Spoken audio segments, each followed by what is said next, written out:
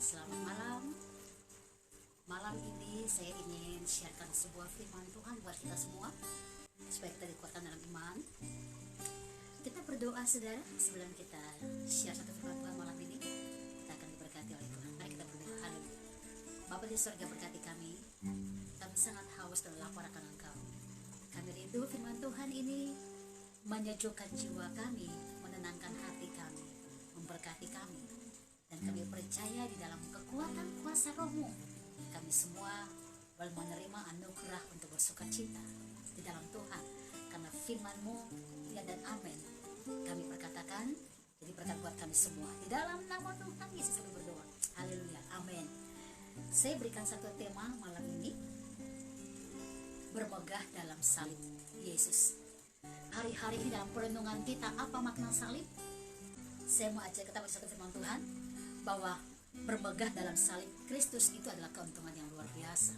Dan ini adalah bagian terpenting bagi orang percaya. Galatia 6 ayat 14 dan 15. Saya akan bacakan buat kita semua. Haleluya. Galatia pasal 6 ayat 14. Tetapi aku sekali-kali tidak mau bermegah selain dalam salib Tuhan kita Yesus Kristus. Sebab olehnya dunia telah disalibkan bagiku, dan aku bagi dunia. Ayat 15 dalam Galatia 6. Sebab bersunat atau tidak bersunat tidak ada artinya, tetapi menjadi ciptaan baru, itulah yang ada artinya. Dan semua orang yang memberi dirinya dipimpin oleh patokan ini, turunlah kiranya damai sejahtera dan rahmat atas mereka dan atas Israel milik Allah. Luar biasa. Satu kebenaran yang dikatakan bahwa kita bermegah di dalam salib Yesus. Kita harus mengerti bahwa mengapa sampai Paulus mengatakan bagi jemaat di Galatia bahwa dia mau bermegah hanya di dalam salib Yesus. Kenapa saudara? Karena salib itu tanda kita ini dihidupkan kembali dalam kematian oleh karena dosa.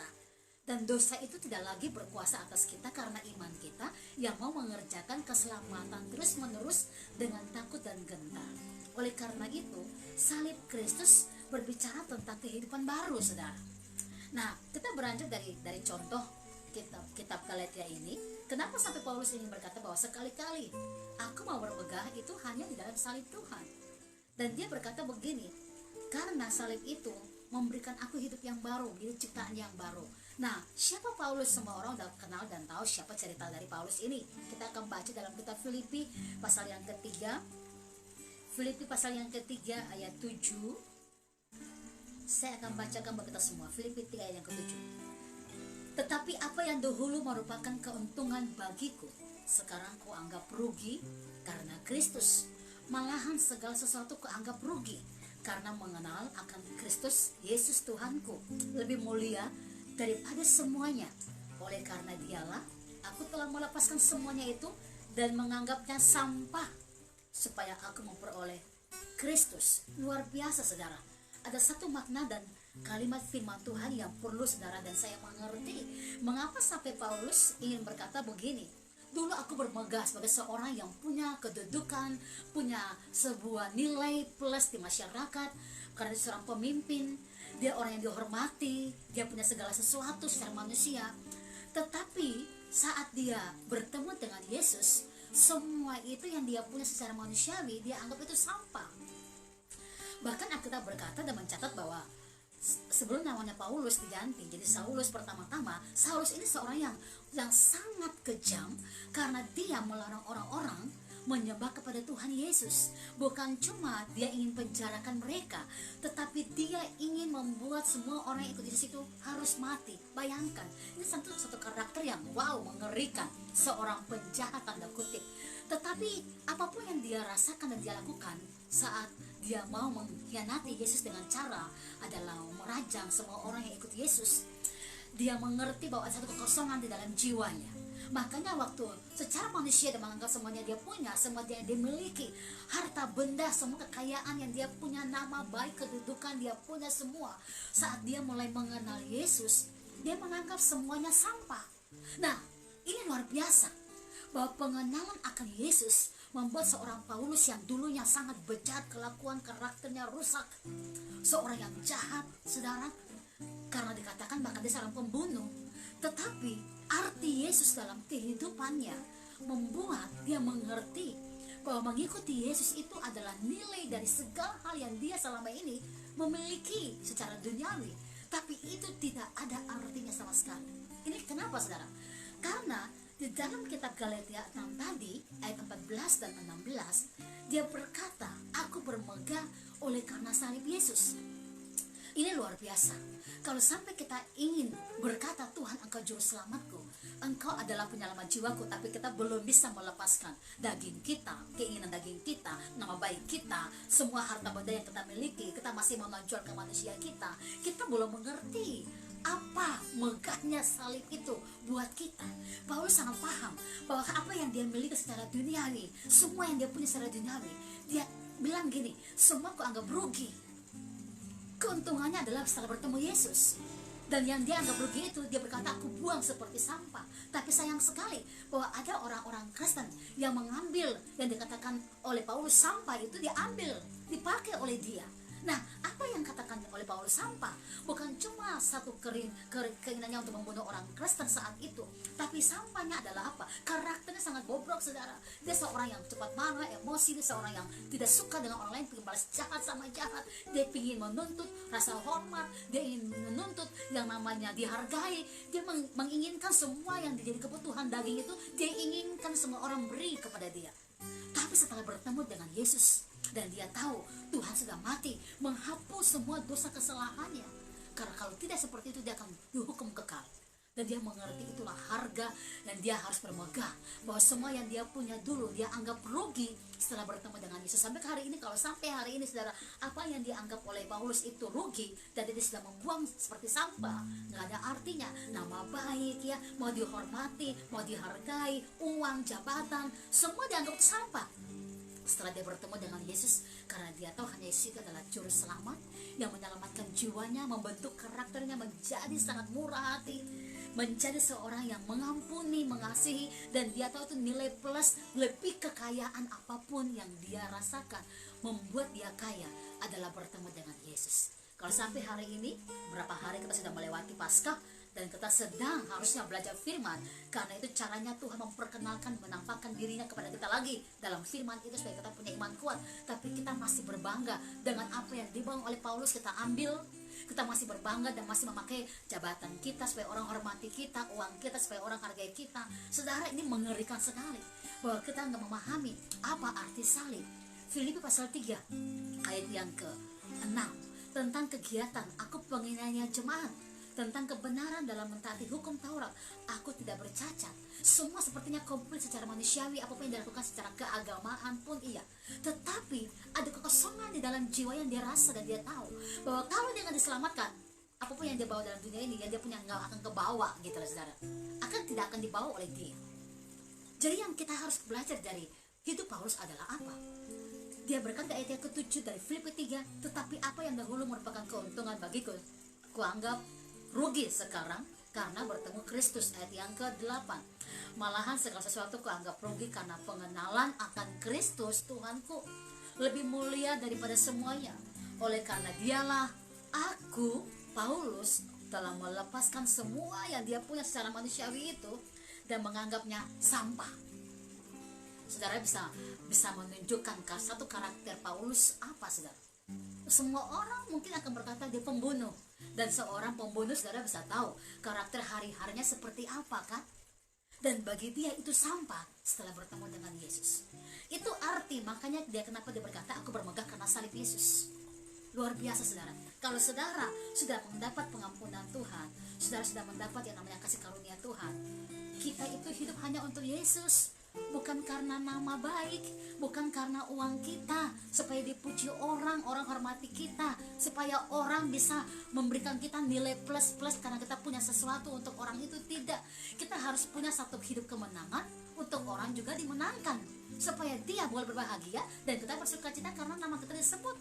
Haleluya. Ini yang jadi penyataan Paulus.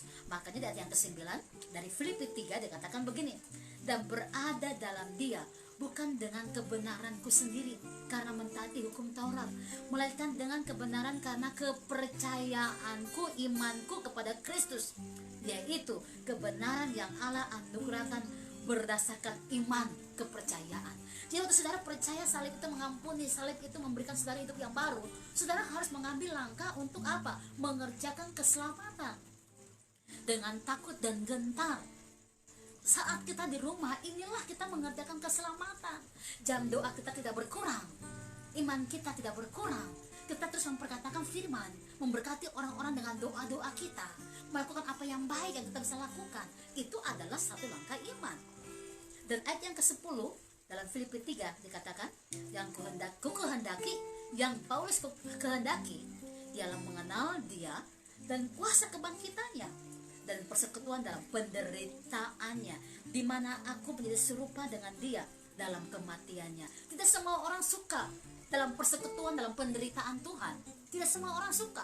Waktu saudara makan anggur, makan roti dan minum anggur, itu kan lambang tubuh dan darah Yesus, sebagai satu perjanjian untuk mengingat kembali dia menderita. Sehingga waktu saudara diludah, saudara jangan balik ludah orang lain. Saat saudara ditampar di kanan, jangan balik kiri. Jangan juga saudara bilang, lah itu saya ikut Tuhan karena orang itu dulu buat saya bertobat, kok sekarang orang itu malah udah tinggalkan Tuhan atau hidupnya seperti itu. Nggak usah pikirkan, karena keselamatan masing-masing. Dua orang di tempat tidur, satu terangkat, satu juga tidak. Dua orang di ladang, satu terangkat, satu juga tidak. Artinya keselamatan masing-masing. Puji Tuhan kalau satu keluarga kita diselamatkan, karena satu orang, sesi keluarga diselamatkan. Satu orang yang bertakan Injil firman setiap hari dalam rumah itu, maka semua orang yang percaya akan diselamatkan. Cara mempercayainya adalah mempraktekkan iman. Makanya Paulus saat dia sudah bertobat, banyak penderitaan dan dia tahu sebagian salib yang dia harus lewati, bagian salib yang dia harus rasakan bahwa inilah salib. Dia nggak boleh balas jahat sama jahat, ya. Jadi saudara harus mengerti hidup kita cuma satu tujuannya adalah salib Kristus, dan kita bermegah di sana. Saudara dan saya tuh Tuhan panggil pulang, kita nggak bawa uang kita nggak bawa jabatan kita nggak bawa nama baik kita nggak bawa apapun. Jadi kalau hari ini orang menjelekkan saudara, hari ini orang menjatuhkan saudara, nggak apa-apa, tetap berbuat baik, karena namamu Tuhan tahu, karena Tuhan tidak akan permalukan kita. Nah, oleh karena itu, itulah bukti dari salib Kristus. Apa yang ku anggap dulu untung, menurut Paulus, dia anggap rugi sekarang setelah dia bertemu dengan Yesus. Luar biasa. Pertemuan dengan Yesus, saya percaya pertemuan dengan Yesus itu memberikan perubahan hidup yang luar biasa. Saya percaya pertemuan dengan Yesus itu memberikan kita satu tingkatan kedewasaan lebih jauh, melihat semua orang sama seperti mata Tuhan, melihat semua orang adalah ciptaannya yang mulia. Kita melihat semua orang juga sama, ciptaan Tuhan yang mulia. Kita semua adalah keturunan Abraham. Ini bukti. Nah, karena kita mengasihi semua orang dalam situasi yang seperti ini, mari berdoa untuk semua orang juga. Dan itulah bukti salib Yesus. Dia mati untuk semua orang yang percaya. Dan kita yang sudah percaya harus menunjukkan salib dalam hidup kita dengan cara sederhana sekali. Berdoa untuk orang lain, berdoa untuk kotamu, berdoa untuk bangsamu, berdoa untuk bangsa-bangsa yang sedang menderita, menangis setiap hari. Jangan bingung, saudara. Jangan bingung di rumah. Jangan stres. Jangan bingung, jangan stres. Ambil pakaian roh saudara, berdoa, menyembah Tuhan. Ambil pakaian roh saudara. Lihat, salib sudah selesai buat kita. Oleh karena itu, ya, keadaannya tidak mengenakan secara mata jasmani. Tubuhnya merasa nggak nyaman. Ada orang mungkin sudah stres juga di rumah terus, nggak bisa kemana-mana. Jangan stres. Ambil roh doa. Mulai ambil bagianmu. Karena salib Tuhan sudah selesaikan semua buat kita. Dan kita juga untuk kemuliaan Tuhan. Alkitab katakan apa yang dulu keuntungan bagi Paulus, sekarang dia anggap rugi setelah bertemu dengan Yesus. Ayat yang ke-11 dari Filipi 3, supaya aku akhirnya beroleh kebangkitan dari antara orang mati. 12, bukan seolah-olah aku telah memperoleh hal itu atau lebih sempurna, melainkan aku mengejarnya kalau aku dapat juga menangkapnya, karena aku pun telah ditangkap oleh Kristus Yesus. Ayat 13, saudara-saudara, aku sendiri tidak menganggap bahwa aku telah menangkapnya, tetapi ini yang kulakukan. Aku mau lupakan apa yang telah di belakangku dan mengarahkan diri kepada apa yang di hadapanku, dan berlari-lari kepada tujuan untuk memperoleh hadiah, yaitu panggilan surgawi dari Allah dalam Kristus Yesus. Haleluya, haleluya. Jadi waktu saudara tuh percaya kepada salib, enggak cuma bilang aku percaya, tapi ada pembuktian. Buktikan bahwa engkau sudah mengalahkan sesuatu. Enggak, bagaimana orang bisa bilang bahwa saudara menang, belum ada saudara kalahkan. Nah, apa yang kita kalahkan? Kedagingan kita. Apa yang kita kalahkan? Semua tabiat pada daging kita. Ya, Lagi heboh orang, kau senangnya saling membalas. Come on, stop. Itu dikerjakan oleh iblis. Kalau Tuhan mengerjakan adalah damai sejahtera dan mengampuni. Ayo, lakukan bagian kita, salib Kristus. Lupakan semua yang sudah berlalu di belakang. Arahkan matamu kepada tujuan panggilan surgawi dan berlarilah, mengejar, jangan berjalan, berlari. Spiritmu harus berlari, rohmu harus berlari untuk menggapai panggilan surgawi. Itu bukti bahwa engkau bermegah karena salib Kristus. Jadi sebagai seorang percaya, seorang yang tahu bahwa Yesus sudah mati buat kita semua, hiduplah di dalam salib Kristus. Persekutuan dalam penderitaannya, dan alamilah hidup baru dalam Dia. Ya, itu salib Kristus. Dan salib Kristus membuat imanmu semakin percaya langit dan bumi punya Tuhan. Semua di dunia ini punya Dia. Langit dan bumi akan lenyap, tapi firman Tuhan ya dan amin tetap sama selama-lamanya. Dan itu kita bersuka cita. Oleh karena itu, mari bermegahlah karena iman, bermegahlah karena Kristus. Dan percayalah bahwa engkau dan saya, kita semua akan memperoleh mahkota kemuliaan. Dan kita punya tingkatan pengertian yang dewasa yang sudah kita capai. Kita lanjutkan terus sampai Tuhan datang kedua kali dan kita mengalami kemenangan di dalam Dia. Ingat, apa yang sudah dibuang oleh Paulus, sampah-sampah dosa itu, jangan kita ambil lagi, tapi semua kita ikut buang dan kita mulai bermegah dalam Kristus. Ya, itulah arti salib Kristus. Hari-hari ini ingat 40 hari dari kebangkitan Tuhan. Tuhan menunjukkan, menampakkan dirinya kepada murid-muridnya dengan tujuan supaya iman mereka terus dikuatkan dan dibangun. Mari kita juga sama alami hari-hari ini pengenalan yang baik tentang Tuhan. Jangan baca hoax-hoax, baca berita-berita yang tidak menguntungkan iman saudara. Bacalah pesan-pesan roh yang menguntungkan iman saudara. Bacalah firman Allah yang menguatkan iman saudara.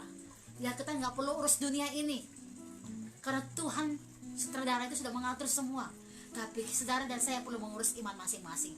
Dan berbuatlah dampak dengan imanmu kepada orang lain, karena itu yang Tuhan kehendaki. Haleluya. Berbanggalah karena salib Kristus, dan kita semua biar memuji dan menyembah Tuhan dalam kasih sayang Bapa. Haleluya. Amin.